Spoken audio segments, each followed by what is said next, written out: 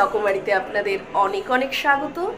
প্রতিবারের মতো আজকে আবারও একটি নতুন ভিডিও নিয়ে হাজির হয়েছি। আজকে 9ই মে, ননদের ছেলের বিয়ের দিন। তো আমরা সেই মতোই সকাল সকাল রেডি হয়ে নিয়েছি। এখন যাবো গায়ে হলুদের তত্ত্ব দিতে। তো চলুন দেখতে থাকুন আজকে সারাদিন কি হচ্ছে না হচ্ছে সমস্তটাই ধীরে ধীরে আপনাদের সঙ্গে শেয়ার করবার চেষ্টা করব। তো পাশে থাকুন, সঙ্গে থাকুন। তো ইতিমধ্যে আমরা পৌঁছেও গিয়েছি মেয়ের বাড়িতে। আর মেয়ের বাড়ি যেহেতু আমাদের ইচ্ছাপুরেই, তাই আমরা আর আলাদা করে ব্যারাকপুর থেকে আসিনি। ডিরেক্টলি দুই ভাই, মানে আমরা আর আমার যা ভাসুর, আমরা বাইকেই এসছি। আর দিদিরা সবাই ব্যারাকপুর থেকে এসছে। তো এখানে আসার সাথে সাথে ওনারা জলখাবারের ব্যবস্থা রেখেছিলেন। তো আমরা তো সবাই জলখাবার সেরেই এসছি, তো সেভাবে আর কেউ কিছু টিফিন করিনি। একটু আধটু শরবত খেয়ে নিয়ে সবাই ফটো সেশন করতেই ব্যস্ত। তারপর আবার রওনা দিতে হবে। ওখানে নানা রকম কাজকর্ম রিচুয়াল সব রয়ে গেছে। তো সেই জন্যই তড়িঘড়ি শুরু করে দিয়েছি। তার মাঝে কনেকে নিয়ে একটু ফটো সেশন চললো। তো এরপর আমাদের রওনা দেবার পালা। তো খুব সুন্দর একদম গাছ ভরে আম রয়েছে, আর গাছটা না একেবারে হাতের নাগালে। তো সেই জন্য খানিকটা ক্যাপচার করলাম। এত ছোট মানে গাছের মধ্যে এত আম, পাতা কম দেখা যাচ্ছে, মনে হচ্ছে যেন আমে ভরা। তো এবার আমরা এখান থেকে বেরিয়ে এখন চলে যাব সোজা দিদির বাড়ি। তো দিদির বাড়িতে এসে দেখছি ওনারা মানে মেয়ের বাড়ি থেকে আশীর্বাদ সেরে গেছেন, মাছ মিষ্টি পান এইসব দিয়ে। তো আমরা সেগুলো সব মিস করে গেছি যেহেতু আমরা ওখানে ছিলাম। তো এখানে আসার পরে এখন সবাই আবার গল্প আড্ডায় ব্যস্ত। তার মাঝে বৃদ্ধির ফটো সেশনটা আমার তুলতে মিস হয়ে গেছে, কারণ আমরা যেহেতু ইছাপুর থেকে ব্যারাকপুর আসছি, তো ওই সময়ের মধ্যেই খানিকটা লেট হয়ে যাচ্ছে। ওই সময়ের মধ্যেই বৃদ্ধিটা কমপ্লিট হয়ে গেছে। আর তার থেকে যেটা বড় কথা সেটা হচ্ছে সারাদিন ধরে চলছে বৃষ্টি। 7 বার খেতে হয়, বুঝতে পেরেছো? বলো আরেকবার। ছেলের মা 7 বার খায়। এখানে আসার পরে আরো একটা মজার রিচুয়াল, মানে যেটা একেবারে নতুন, আমার মনে হয় আপনারাও হয়তো শোনেননি, যে ছেলের মাকে 7 বার খেতে হয় বিয়ের দিনে।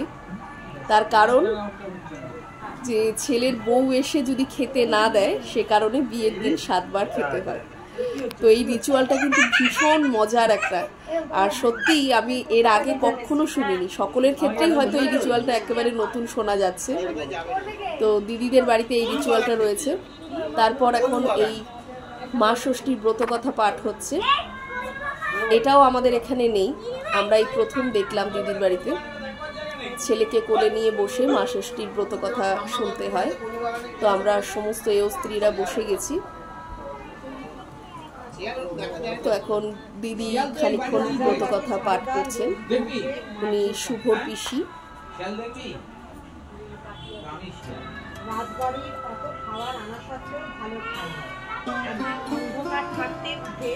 ঝাড়ুদারের বউ ঘরে কাটা ছিল, তা রান্না করে বসে আজকে কে যেতে হবে, সে রাজি হয় না।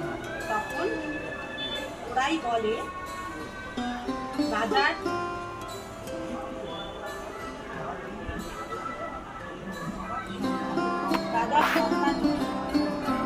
সন্তান নিয়েছে, আর ওনার মুখ দেখে আশা বলে ভালো আসেন বলে তা ভালো ভাবছে। এবার আমি তারা আমার মতো করে আসেন বলে ভালো খাবার উনি পান না।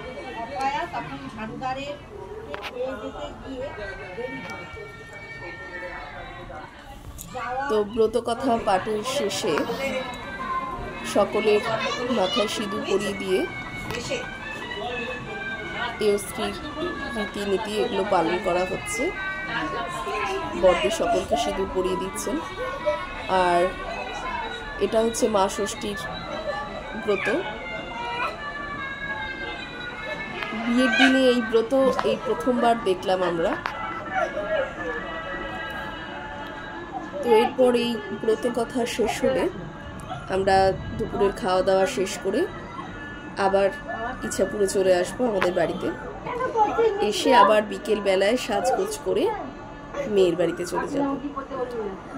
আর দিদিরা এখানেই থাকবেন, ওরা এখান থেকে বিকেলে বাসে যাবে বরযাত্রী হিসেবে। তো আমরা যেহেতু আমাদের এলাকাতেই হচ্ছে বিয়েটা, মানে এলাকা বললে ভুল বলা হবে, মানে আমাদের বাড়ি থেকে বেশ কাছাকাছি আর কি জায়গাটা, ইছাপুরের মধ্যেই।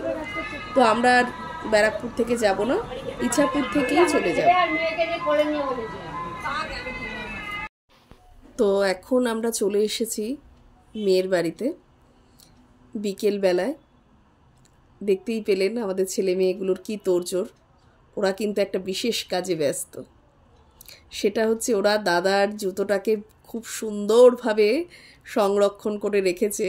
দাদা বলেছে আমার জুতোটা তোরা কিন্তু কোনোভাবেই মেয়ের বাড়ির হাতে পরতে দিবি না, সেই নিয়েই ওদের তোড়জোড়। ওরা দাদার জুতোটাকে লুকিয়ে রেখেছে। তো এইসবই চলছে, আর ওদেরই তো মজা, তার সাথে আমাদেরও মজা, আড্ডা, খাওয়া দাওয়া সবটাই চলছে। এখানে মকটেলের খুব সুন্দর ব্যবস্থা রয়েছে, আর ওদিকে ফুচকা, কফি, পকোড়া সবই রয়েছে। তো চলুন দেখতে থাকুন।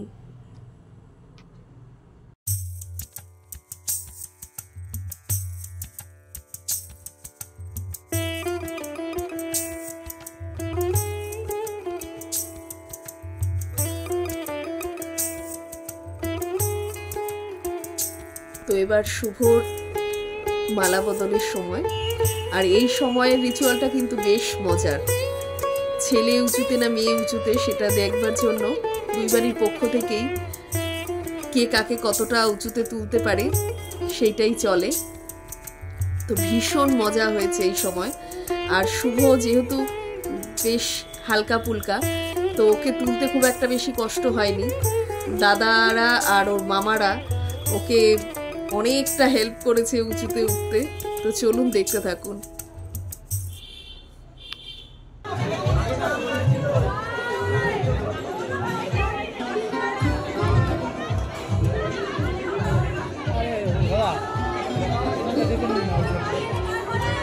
ক্যামেরা চলে আসছে।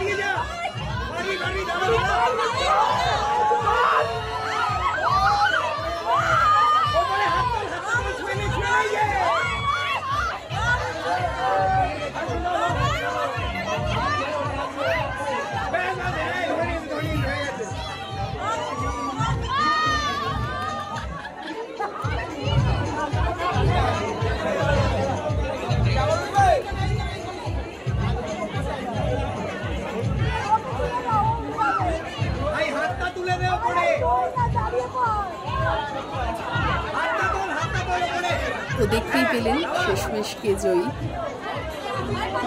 ছেলে পক্ষই শেষে জয়ী হলো। তো এগুলো তো ভীষণই একটা মজার বিষয়, সকলেই বেশ মজা করেছি, আনন্দ করেছি। তো এইসবের শেষে খাওয়া দাওয়ার পর্ব, খাওয়া দাওয়ার মেনু কার্ডটা আপনাদের সঙ্গে শেয়ার করলাম। তো গুব্বু আমাদের সঙ্গে বসেছে, ওকে তো আপনারা হয়তো সকলেই চেনেন। তো খাওয়া দাওয়া শেষে আবার একটু বেশ খানিকক্ষণ সকলের ফটো সেশন চললো। ওরা বিয়েতে বসে গেছে। ওদের সিঁদুরদান হয় সজ্জায়, মানে ফুলসজ্জার রাতে। তবে ওরা আজকে বিয়ের দিন রাতেই ওরা সিঁদুরদানটা সেরে নেয়। তার কারণ সকলের সাজগোজের ব্যাপার রয়েছে, ফটো সেশনের ব্যাপার রয়েছে, ওই অর্ধেক রাত অবধি ক্যামেরাম্যানরাও আর থাকে না। তো যতই হোক এগুলো একটা স্মৃতি, এগুলোই শেষ পর্যন্ত থেকে যায় জীবনে। তো সিঁদুরদানের পর্ব অবধি আমরা আর থাকতে পারিনি, বাড়ি ফিরে এসেছিলাম। তো যাই হোক, ওদের জন্য রইল অনেক অনেক শুভকামনা। ওদের আগামী জীবন যেন সুখের হয়, মধুর হয়।